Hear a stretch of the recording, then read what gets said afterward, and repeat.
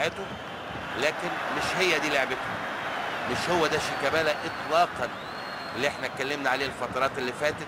النهارده مش في فورمته، ده وارد. اي لاعب مبدع ممكن جدا يبقى فيه مباراه مش بتاعته، وارد جدا جدا جدا. نقلتين ثلاثه لشهاب، شهاب بطن رجله من ناحيه الشمال بكعبه احمد فتحي، 3-4 نقلات. جilberto يهدي اللاعب النادي الاهلي ويتنقل براحته خالص، 3-4 نقلات. يا ولد ياخدها بركات. حسام عاشور في اليمين، شريف عبد الفضيل. عندنا 5 دقايق، انتوا عارفين وقت بدل ضايع.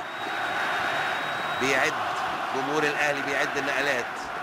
يا ولد جilberto، بركات، جilberto، ارضيه، شهاب او احمد فتحي. كل ده نقل للنادي الاهلي، دخله جامده جدا وضربه حره وانذار لشيكابالا. اعتقد اي كلام، اي كلام خالص يعني. ما اعرفش ازاي فرانسيس ده بيلعب في النادي الاهلي، مانيش عارف جه ازاي وفين وليه وبكام. اسئله كتيره جدا.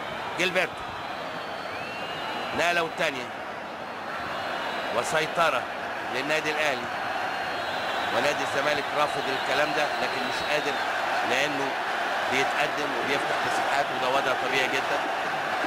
فرانسيس كالعاده